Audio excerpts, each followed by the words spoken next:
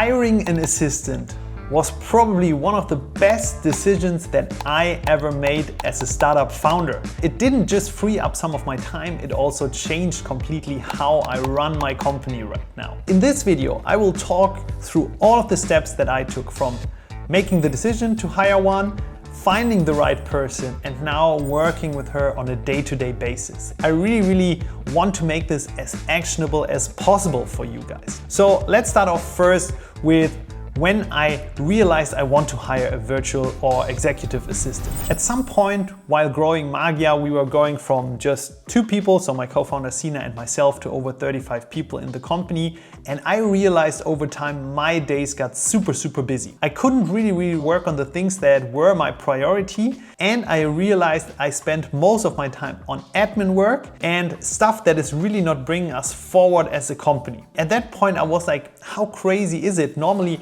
as I'm hiring more people, I should have less work on my plate, but that's not really the reality. Then I was talking to a lot of founder friends, and most of them told me, Max, you need to hire an assistant for you so that she can take care of a lot of the tasks that are on your plate right now, and you can focus on what's really relevant. The thing is, when I was thinking about it, I was always like, no, are you crazy or something? Spending money on someone that's just here for myself is absolutely insane. Because if I was thinking about assistants, I was always thinking about these big corporates or bigger startups, these really successful people, and I didn't see myself in this level right now. So I was always saying no, but then at some point I realized things are going a little bit too crazy. My calendar was full all the time. There were so many tasks, I couldn't finish all of them. Also, I just realized for myself there are so many things that are stressing me out, and I couldn't give also the attention to my team for the things that really matter. I should be here to support my team, but I was always like, I don't have time right now because I need to figure out my own stuff. At some point then I thought, maybe my founder friends are right, and maybe I need to hire someone that can help me on that journey. So then I started the process. I wanted to change everything so that I'm not the bottleneck of the company anymore. And the first thing that I did was track my time rigorously over a couple of weeks. Every single thing that I did in the day, I tracked it, and then I realized, wow, it's absolutely insane. How can I spend 60% of my time on admin work? Something needs to change. For me, it was always super clear that the person that I'm hiring as my assistant needs to have a super big fit to the stuff that we are doing as a company, but also to me personally, because we will be working together a lot. So first of all, I was writing down the profile of the person. So what would be the ideal characteristics of her? First is she or he should have some sort of work experience. So working in a similar environment, so agency, startup, and specifically as an assistant before is super important. For someone that is fresh out of university, obviously it would be a little bit harder to keep up with the pace, and I wanted to make sure that the onboarding phase is as short as possible. Second up, for me, super important, this person needs to work without any guidance. She or he should figure stuff out on their own. And then, as we are a remote first company at Magia, for me, it didn't matter where this person is. So if it's in Germany, Europe, or somewhere else around the world. Some of my friends also told me that obviously if you are hiring someone offshore, for example in the Philippines, in Asia or South America, it's way cheaper to hire there, but they are also very great candidates. So Philippines is one of these countries. They are very famous for their virtual assistants because they can speak English very well, and on the other side there are a lot of virtual assistants, and it's a very common job over there. So I started off with writing my job description down, and then I started with the sourcing. And for the sourcing, I used several things. So first of all, I put a job offer live on our LinkedIn. Then I was putting a job offer live on a platform that's called Online Jobs PH, so specifically in the Philippines.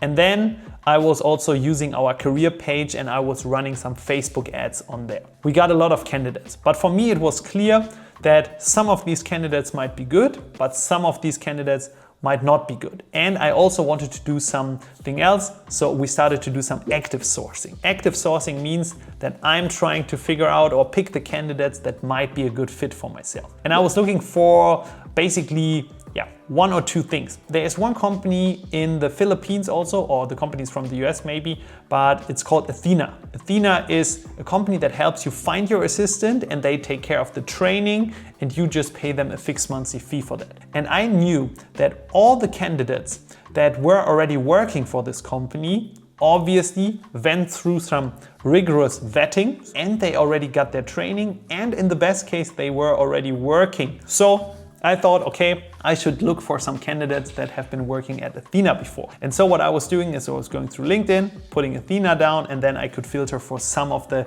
candidates there. And I did a combination of this filter together with some of the best universities in the Philippines, and then found some very, very cool candidates. And overall, all of these candidates ended up in our ATS. So ATS, applicant tracking system, and this is where I filled up my funnel. And now we can jump straight into that, and I can show you some of the stuff that I've been doing then. Let's take a look here. We can see that we got around 100 applications or something for the role, and I was then filtering it down. So first of all, I had the inbox. Then I was doing a pre-selection. Pre-selection for me meant I was checking the CV, the previous work experience. If good, then forward it. If not, then I was rejecting the candidates. Second step was a Loom video. Out of the candidates, around a quarter or something, I was asking to send in a 3 to 5 minute Loom video in which they introduce themselves, in which they also talk a little bit about how is working with them and what is their dream role looking like, because I wanted to make sure that there's a match on both ends. So out of these videos, I can get a lot of inspiration and also insights, because I can see how good is the English and how well are they in presenting themselves. After this video, I was jumping on a first call with some of the candidates. And in this call, I was asking all of the questions about their previous experience, their motivation, and I also gave them the opportunity to ask some questions. And in the interview stage, I had, I think, 2, 4, 5, yeah, 5 out of 100 or something then. Last but not least, I was doing a demo day. Demo day was super, super important. In this demo day, I was giving them a 4-hour time slot. And this is what it looked like. So I was giving them a task board, and in this task board there were 1, 2, 3, 4, 5, 6 different tasks, from a travel plan, some accounting tasks, a birthday gift. So very, very diverse tasks, but all from the real world. And my ask for them was to finish all of these tasks, or as far as they come, in 4 hours. And this is the best thing you can really do, because you can see how are the people working, how fast are they, and how precise are the candidates working. For me, this was super good, because I got 2 candidates out of this that were doing the job super, super well. And then I made the final decision, and I decided for one of the candidates that is my assistant right now, because she had experience also in the startup and agency world before. So it was an easy one for me, and I then onboarded her to our team basically. So let's talk more about this onboarding process. I think for me, there's a couple of things that are super, super important in the onboarding. First of all, I wanted to give her all of the context about the company, and I wanted to give her all of the context about myself. And the thing here is, openness and transparency is everything. If you're hiring an assistant that you can trust and you are holding back some of the information, it won't work out. So she should know everything so that she can act as if she was like briefed on every specific task by you, but she needs to make decisions on her own as if it would be decisions that you are making. So this is super, super important, trust. And I mean, for the company, that meant telling her everything about the numbers, the goals with the company. She should also meet some of the team members. And about myself, I was sharing all of my private goals with her. I was sharing also the things that are not going well, because ultimately the assistant is here so that I can level up my life on all ends, private and business side. And the good thing that I realized with her once I was onboarding her was that she was doing a crazy amount of notes to herself. And this is a very, very good sign, because she needs to document all the things that I'm saying in some sense, so that she can go back and later on see, okay, Max really, really likes to stay at this hotel brand, or Max has the priority to get his fitness to a better level, and then she can make the right decisions. So after the onboarding then was finished, we were jumping into the day-to-day basically. In general, there's 3 things that I delegate. First of all, my inbox. second of all, my calendar, and third of all, any regular tasks that are coming up that she can help with. Let's start first with the inbox. So for the inbox itself, we have defined a structure that works super well. First of all, she has access to all of my inboxes. She can send emails in my name. She can also see everything that is happening. And we have these labels here.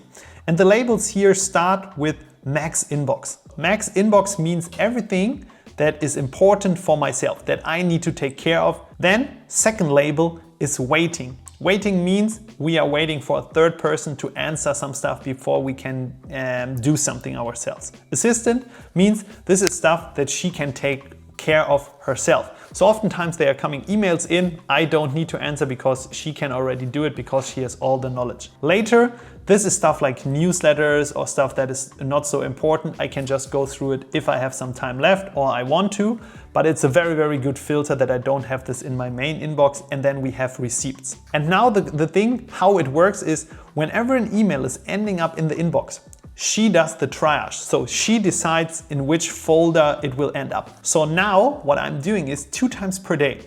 I'm just having a 10 to 15 minute slot. I'm just going into max inbox.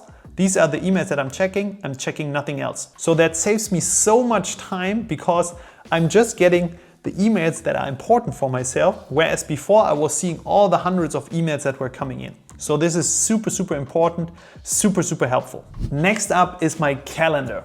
She is also owning my calendar and is making sure that the right priorities are in there. She is making sure that everything that I'm working on is blocked out in the calendar. So let's say we were talking about hiring, then there's a block for hiring in the calendar itself. Here, for example, let's take a look at last week's calendar. For example, I needed to record some videos for TikTok. So she was putting a blocker in here between 2:30 and 3:30 p.m. So I knew, okay, I'm just going to jump in and record the videos. On the other side, there was, for example, some client and operation stuff that I needed to do. So she was blocking this out. In general, how I structure my calendar, there's another video that I will link also in the description below.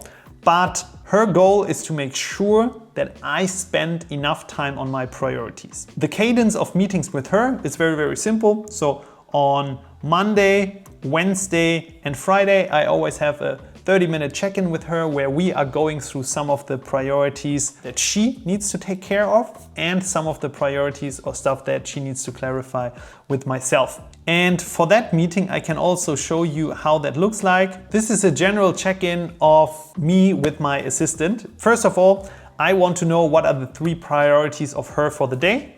Then we are talking through the review of yesterday's outcomes. So what did she accomplish? Next up, she's telling me, Max, there are some upcoming deadlines or events. So for example, I'm going to New York in 2 weeks to the Webflow conference, and she's telling me, Max, do we need to schedule some meetings with people in New York that you want to meet? Delegation opportunities.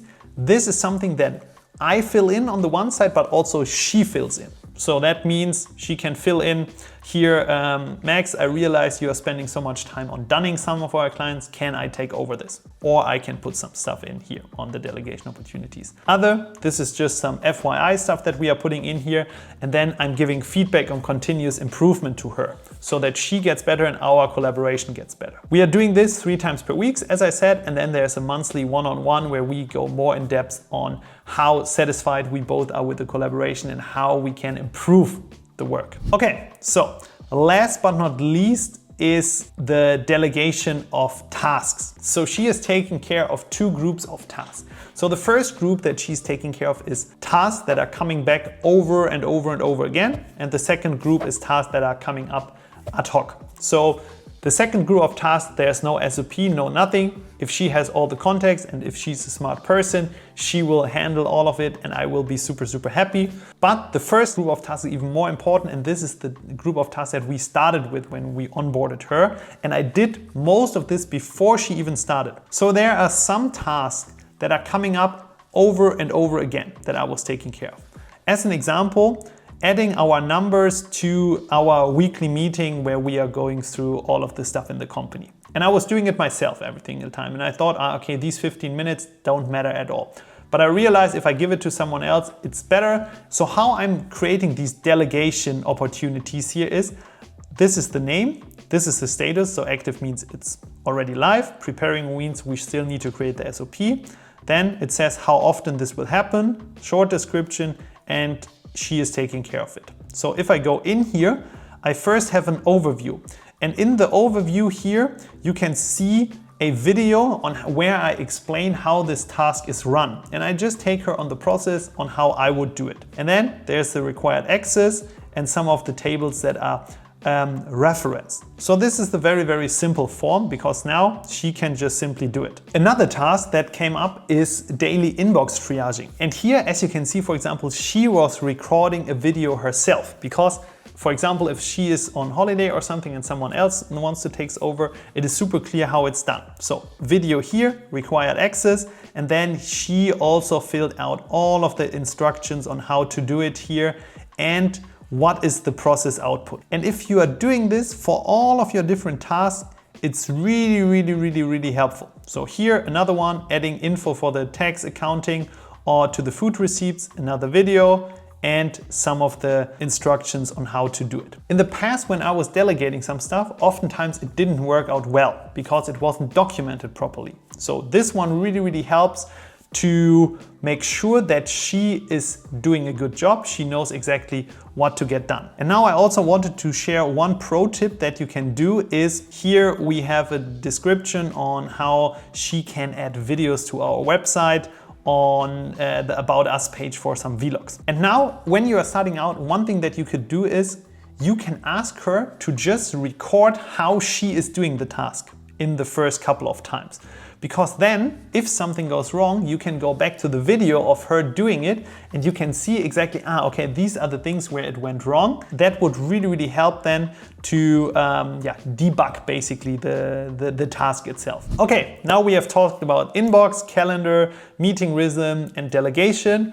In terms of the communication channels, what I'm doing is I'm texting her everywhere, Slack, LinkedIn, and WhatsApp. And the reason for that is I want to make it easy for myself, and she obviously is fine with that. Sometimes if I'm on the go, I can just send a voice note or something, and then she will make sure that everything is done properly. I hope this video so far was super helpful. In the last section now, I want to share some do's and don'ts that I realized with my executive assistant. So first of all, do's. Treat your VA like a real team member. That means trust her, give her context, invite her to meetings, and also really make sure that you are aligned going forward on all the different tasks. Then next up, one of the do's is record Loom videos. Looms are the best way to share context and share tasks. So I quickly record a Loom video. Can you please do this and that? And then she knows exactly what needs to happen. And also on the other thing, she can do it if she wants to give some of the stuff back to you. Next up, you should align on how you work as a person and how she works. And you can do this also with regular check-ins. There should be a regular one-on-one to improve the collaboration overall. And in the end, it's about treating your assistant like a real team member and not a robot or something where you can just throw tasks over to her. Last do, document a lot. So the more you document, the better. On the stuff that she is doing, on the different tasks, because then you can just go back and it's clearly defined. Also, I have a couple of don'ts for you if working with an assistant. So don't expect perfection on the first day. There's a ramp up and onboarding phase, and in the end, you need to give some feedback so that your assistant also gets better over time. Second up, don't withhold any access. So if you are withholding access to your email, there's no point in hiring an assistant. Don't forget to acknowledge wins. So we are always like, okay, this was bad, but sometimes you should just also cheer and say, hey, this was really great work.